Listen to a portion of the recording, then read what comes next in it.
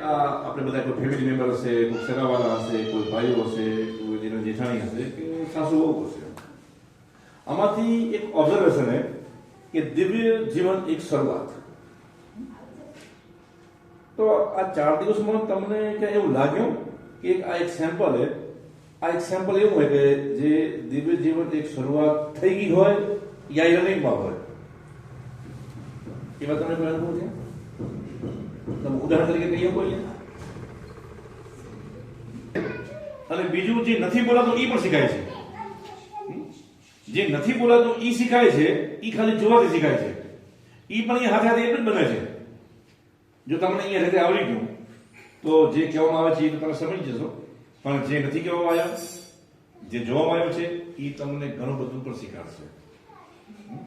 Okay, તો એમાં એક ઉદાહરણ બે ઉદાહરણ કે અમારા પુત્રવધુ શોભના એને સિવિલ કરવી હતી, તો એક દાદી એક એને ભેગી લઈને આવી છોકરા હાથેમાં માટે.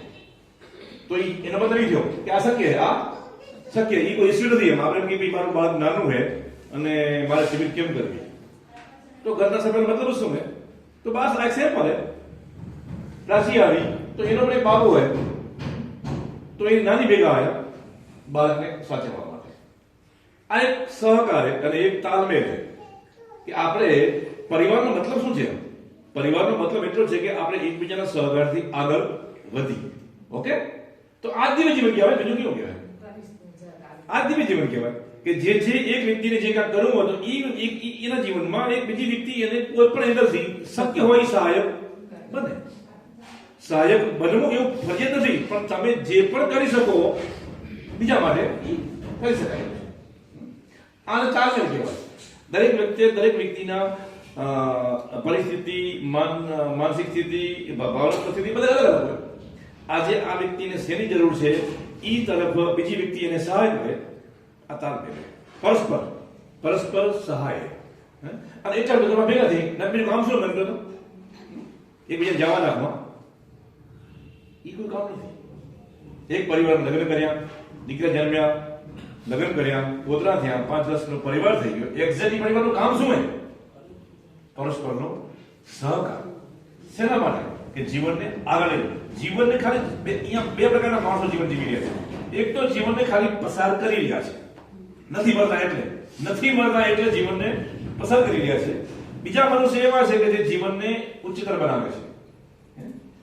તો તમે તમારી જાતને પૂછો કે આપણે નથી મળ્યા એટલે ખાલી જીવી રહ્યા છીએ કે આપણા જીવનને આગળ લઈ જઈએ છીએ?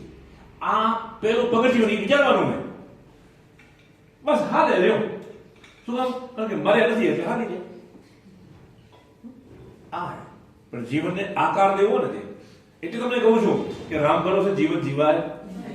જીવનને આકાર દેવો પડશે, પરસ્પરનો સહયોગ દેવો પડશે, સમજવો પડશે, તો જ પરસ્પરની ગાંઠું છૂટશે. ખ્યાલ આવ્યો ને? અને પરસ્પરની ગાંઠું છૂટશે તો જ તમે દિવ્યતા આવશે. અને એ એમને ન થાય.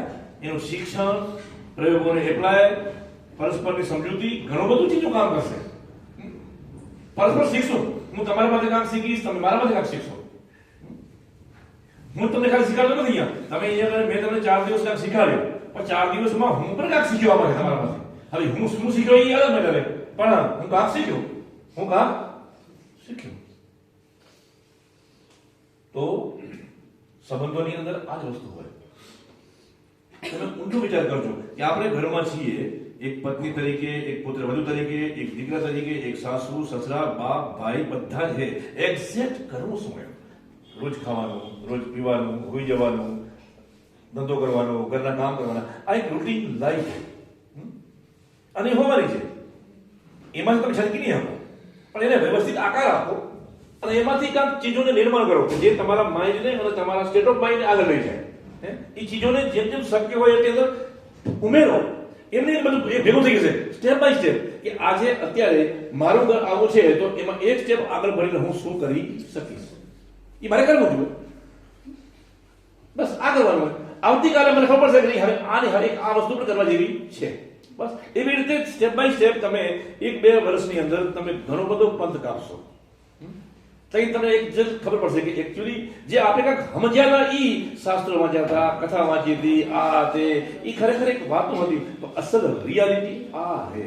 આ એક રિયાલિટી તરફ ગતિ કરી રહ્યા છીએ આપણે. તો તમને કીધું ને કે આજે તમે જે છો ઈ તમારા માટે રિયાલિટી છે, પણ ઈ અલ્ટિમેટ રિયાલિટી નથી. આપણે કઈ સત્ય શું ને અસત્ય શું? સત્ય અને અસત્ય એવું નથી. સત્ય બે પ્રકારના હોય. એક સત્ય છે ટેમ્પરરી અને બીજું છે અલ્ટિમેટ પરમ સત્ય. બે સત્ય. આજે તમે બેઠા છો, આજે તમે બેઠા છો, આ સત્ય છે, પણ પરમ સત્ય નથી. અને જે ટેમ્પરરી સત્ય છે તમે બેઠા છો એ પણ એટલું સત્ય છે, પણ આ સત્ય કાલે કદાચ ન પણ હોય. પણ આપણે યુનિવર્સલ એન્ટિટી છીએ, એ પરમ સત્ય છે, એ પરમ સત્ય છે. તો આપણે ખ્યાલ હોવો જોઈએ કે તમે કોઈ પણ ચીજ કહો કે આ સાચું ખોટું, સાચું કે ખોટું એ સવાલ જ નથી આવતો.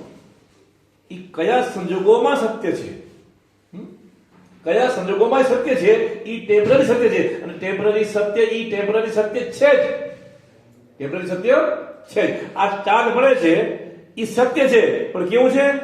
ટેમ્પરરી સત્ય છે. અને એને માનવું પર પડશે. કદાચ આવતીકાલ ચાર્જ ન પણ હોય તો આજે છે એ બાબત ને. આજે ચાર્જ છે એવો કોઈ વેમ નથી. ચાર્જ ઓલરેડી છે. ઓકે, તો આવા સત્ય તમારા મગજમાં બે વસ્તુ હોવી જોઈએ. એક જે ટેમ્પરરી રિયાલિટી અને બીજી છે અલ્ટિમેટ રિયાલિટી. તમે જીવનને આ એંગલથી જોવાનું શરૂ કરો કે કઈ ચીજો જે છે એ અલ્ટિમેટ છે અને કઈ ચીજો જે છે એ ટેમ્પરરી છે. અને બેને મેનેજ કરવું પડશે. એ ટેમ્પરરી ને આ શરીરનો લંબા જોઈએ, આ કામનો આ માટી ભરી હશે, આ વાતો કરવાની જરૂર નથી. એ માટીનો લંબાચો હમણાં છે એ પણ એક સત્ય છે. કદાચ ઈ કાલે નહીં પણ હોય, પણ આજે છે એ પાકું હે. એટલે અમને એમ કહી રહ્યા શિબિરોમાં કે ભગવાન જો